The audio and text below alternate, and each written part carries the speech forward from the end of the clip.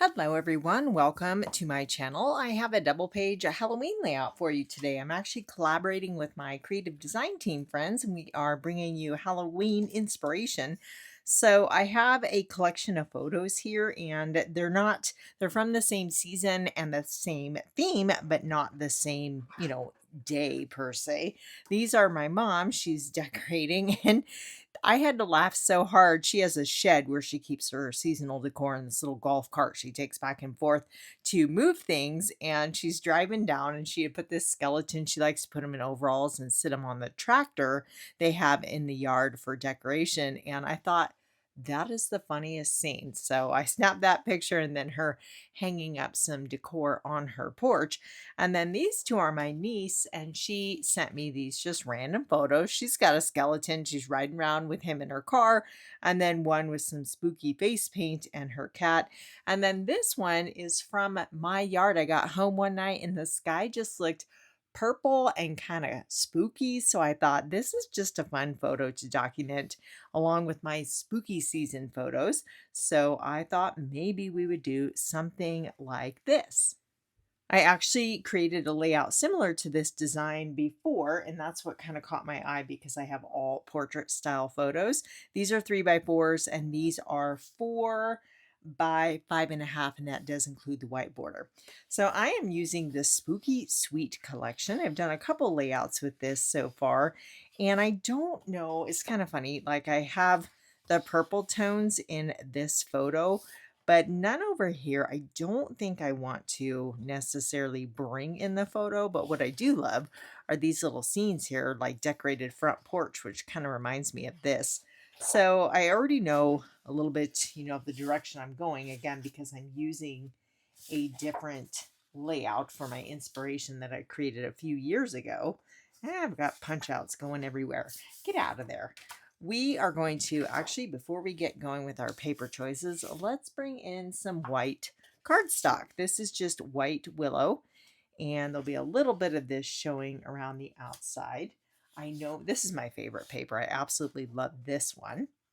I already have some scraps cut here, so I'm going to try to work with those. It's a little smaller than my original layout design, but I've got a couple photos kind of like that. And then a base layer. We've got a strip of a pattern paper kind of going down.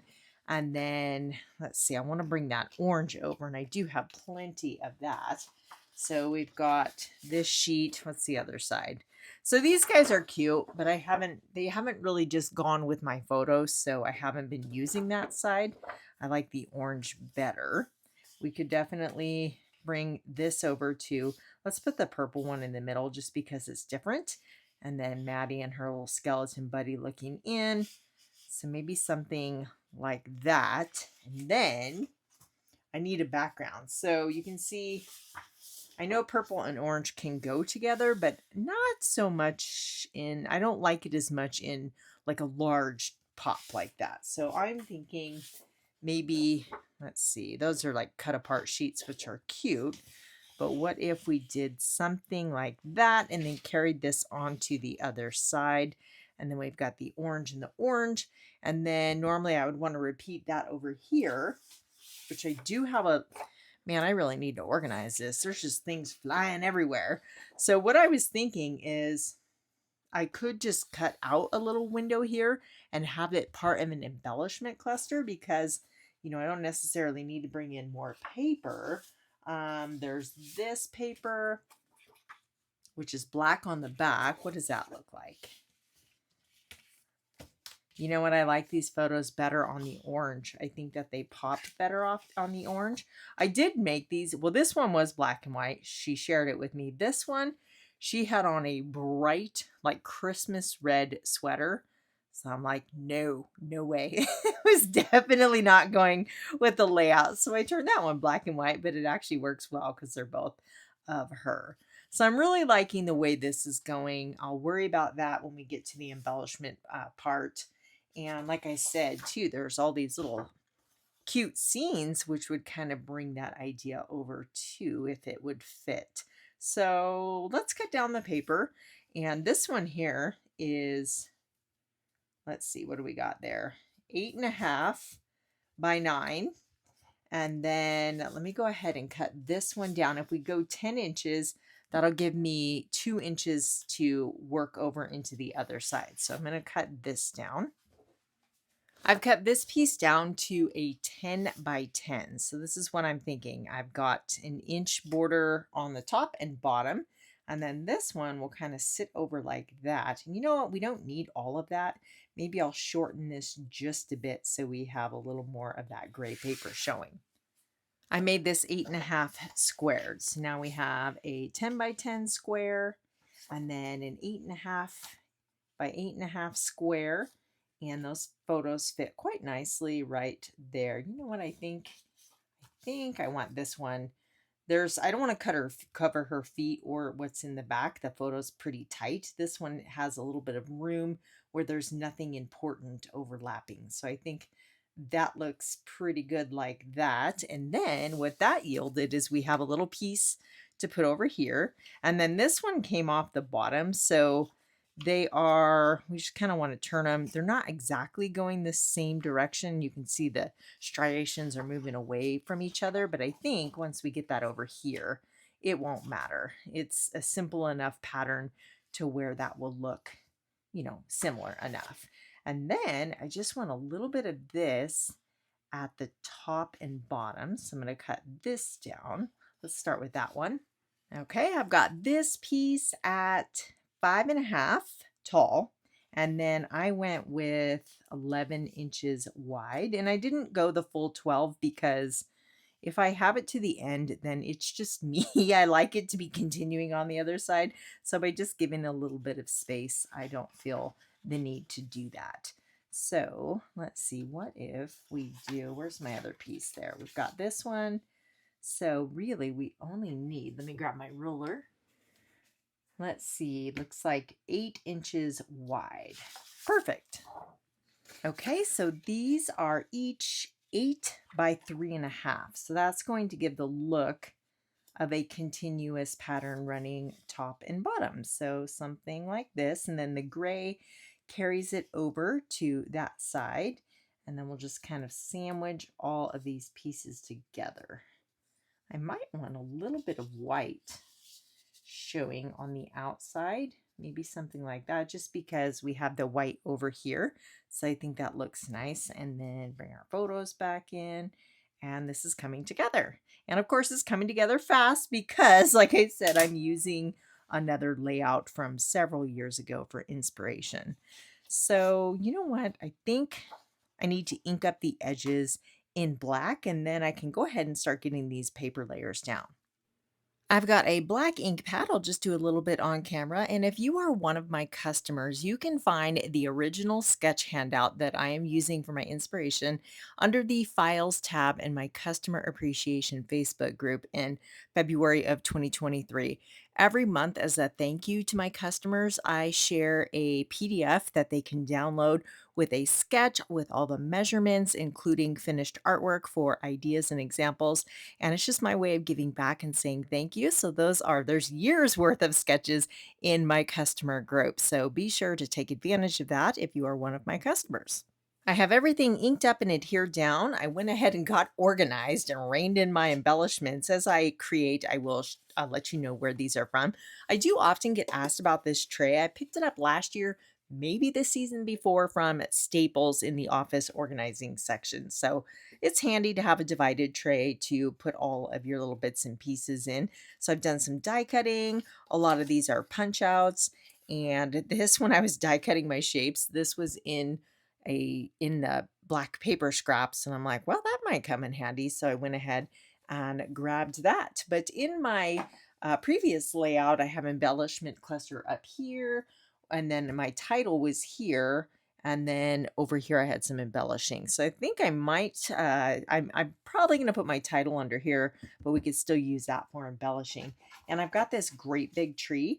This is a punch out. And then I was thinking, I have these little tiny fences, a whole bunch of fences, and the haunted house. And I was kind of envisioning like a little row of fences. Those are from the Spooky Halloween die set. You can see the haunted house and the fence there. These are super cute. So let's go ahead and just try it. Again, the tree is from the punch outs, but I was thinking this might be cute. I used this on my last layout and absolutely loved the way it looked on the layout. So let's see where we can go with this. I'm just going to roughly dry fit these. I would have them going underneath that paper, but let's just see what it looks like for now. And I don't have enough, so I would have to cut one more. And you can overlap these. You can cut them, or you can kind of overlap it there to make it look continuous if you wanted to. But again, we are just in the playing stage. So my last layout had a bunch of tags up here, so I thought, well, maybe we could use these.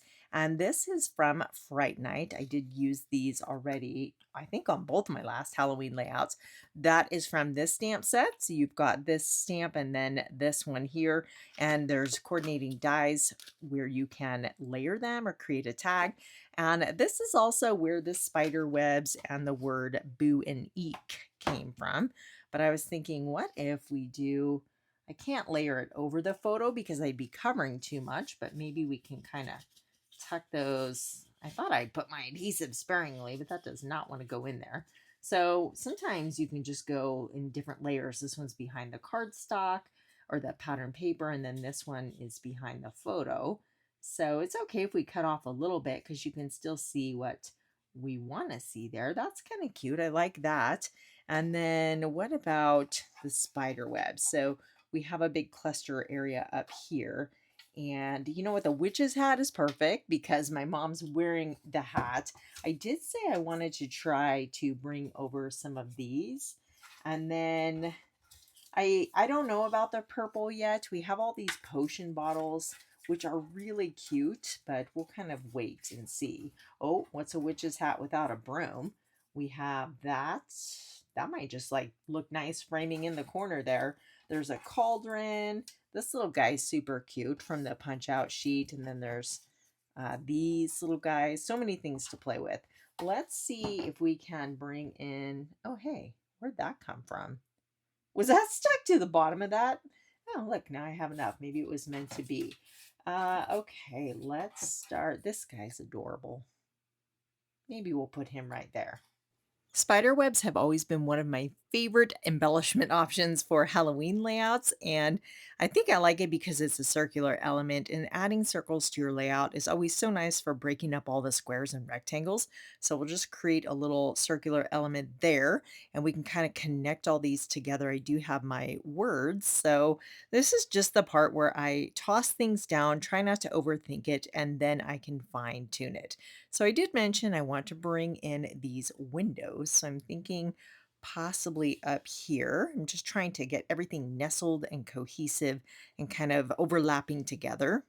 One thing I've noticed about working with this particular Halloween collection, the 2 sheets of punch outs plus the coordinating stamps, you end up with a whole bunch of embellishing options. I'll probably end up taking some of these away because it's easy to go overboard here. So I'm just pulling out some other bits of ephemera. I do want to see what a little pop of purple looks like. And then I want to create an embellishment cluster on the lower right corner here. So again, I'm just putting things down and we will worry about it later. I am noticing up here, those aren't really standing out on the busier pattern paper. So maybe this circle will provide a nice, solid spot as a background so we can take in those details rather than them just kind of absorbing into the pattern paper. Do you see what a big difference that makes with that solid black circle? Now you'll notice as I develop this little spot down in the lower right, I kind of have 4 embellishment clusters, which is fine. But in my mind, this whole right side reads as one. So we have one in the upper left corner on the left page, and then down where the haunted house is. And then this is kind of one big cluster wrapping the end of my photo here. So it just draws your eye all the way to the outside of the layout. I am really liking that pop of Petunia pop, which is the color of the potion bottles. So I think I want to incorporate that in all of the embellishment clusters. So we kind of have too much going on up here. Let's maybe remove the smaller window and then we can add the potion bottle in. And again, I'm kind of overlapping them. And it was just too much with that extra window. Now we need to bring in another spider web to fill that open gap, that little trapped area there. And let's kind of bring this in a little tighter. And yeah, I'm liking that a lot. I have a strip of this black paper and I don't like the candy, but I'm thinking maybe just a little something to anchor these photos. I cut that down to 1/4 of an inch and maybe we want it hanging over. Let's go ahead and add a little angled cut to the end just to make it look a bit more interesting. And that way you could have had it stop in line with the orange, but sometimes these little details are really fun to add to the page. They're subtle, but they kind of have a big impact. So we'll bring these back in. And then I'm feeling like, let me actually tape this down. With all these little bits and pieces, I do not want to get too far ahead and then have to take this whole thing apart just to glue everything down. So we will go ahead and commit to that. And I'm noticing over by the haunted house, we don't have any of that petunia pop color there or up top. So might want to add that in. So we've got the white word. What we could do is add a layer of Petunia Pop with the same die cut and offset it. So it's kind of like a drop shadow there. I think that looks pretty good. And then as far as down by the haunted house, maybe this little, I don't know what this is, a coffin with the spider on it. That could work. But what if we back to the house with the same Petunia Pop cardstock? Normally I would do like yellow to have like a glow from within or even green for a spooky glow, but this might be just what we need to bring that color into that area. I could have die cut it again and then use the negative pieces to set in, but I chose just to kind of create a little backing here. And I'm going to chop off with my scissors whatever's hanging out where I don't want it. And I think that is exactly what it needed. That's perfect. I love it. I'm going to go ahead and add some glue to the back of this and adhere it to my little base layer I made. And it's just a touch of it. That's why I didn't want to go crazy adding. Now, if you don't like orange, you could swap out the orange pattern paper for that petunia pop paper and bring in purple instead of orange. I just didn't want a lot of the petunia pop and a lot of the orange together. So let's just, I've got my pickup tool. It is absolutely perfect for these little pieces here. I want to add a few finishing touches. I've got all of these candy corns. There are so many candy corns on the punch out sheet. So I want to use some of them up. And maybe the bats. Let's see what these look like kind of flitting across the page. And maybe we'll go with, well, let's see, 3 over here and then kind of continuing on to the opposite side. I don't know. We'll let those hang out for a bit. I am noticing since I brought in the Petunia Pop color, I'm definitely drawn to that spooky photo of the night sky with kind of the purple tones with the silhouette of the tree. That really does help that to stand out. So we need a title. This is a stamp from last year. We've got a couple options, Wickedly Good Times or Spooky Fun. I did cut my Spooky Fun. It was all one line, so I did some stamp surgery so I could stack it or offset it and wrap the corner. I have an idea. I'm actually going to stamp this. I cut it out with my Spotlight on Nature circle dies. You can see that's in Petunia Pop. So that's one idea. But wait, there's more. I couldn't decide, so I did cut Spooky Season with my mini alpha dies. And again, this little tool is a sanity saver. Highly recommend it. You can just easily move these. I want to tighten them up just a bit. And you know what? Both titles look great, but I do think I like this option better. So we'll go with this one. I went ahead and added my journaling. I didn't have a lot to say, but I just wanted to document that there are snapshots from the Halloween season, mom decorating the porch, and photos that Maddie shared with me, and then, of course, the year. Now, this is something I shared in a journaling tips video. I have done this for a very long time, but I haven't done it in a while. This is label tape here, so you can see it's black with the white writing. And I have just a very basic label maker. This is the Dymo Electrotag. Many of my friends have the Brother P-Touch and they all swear by it. It's bigger, does more things, lots more buttons and options. So, like I said, I've used this in my Scrapbooking, I used to take it to crops and retreats, and that was how I did all my journaling back in the day. And they still look great. It's some of those have been in my albums for over 15 years. And I know in the grand scheme of things, 15 years is not a very long time, but they still look very good. Now, these are not all acid free or labeled as archival safe. Some of them are, but these aren't. And what I usually use is white paper. This is a little cartridge that you would just pop into your label maker. And the white paper stays looking crisp and white for many, many over, like I said, over 15 years. And you can get like clear plastic. I have had some of those yellow. That's because they're not acid free. So I switched to the white paper and I'm super happy with that. This is, again, this is plastic here, the black, but I don't think it's going to yellow. We'll see. Time will tell. I'm willing to take the risk because, like I said, I haven't had an issue with it. And I think it's a fun way to add journaling. And it's nice when you just have a few little strip journaling sentences you want to add. So, a lot of my friends and I will, if you're, think about when you're traveling around and collecting ephemera that you want to add to your scrapbooks, those receipts and brochures and postcards and things are certainly not archival safe. What our rule of thumb is we just don't put it in contact with your photo. So if you want to add those things to your layout, just maybe keep them away from your photo so that they're not affecting the photos down the line long term. So I will leave that journaling tips video listed in the description box below. If you haven't seen it, you can definitely check that out for more ideas. And again, this is a collaboration with my creative design team friends. Every day this week, you can tune back in for more Halloween inspiration. I still don't know about those bats. Yay on the bats or nay? Should I leave them or take them off? I am loving the rest of the clusters, and I think the black journaling background looks really cool. So everything is listed in the description box below, along with a link to the playlist for my creative design team friends, or you can catch that on the bottom, journaling tips on the top there. And thank you so much for hanging out with me today. I'll see you very soon here on YouTube.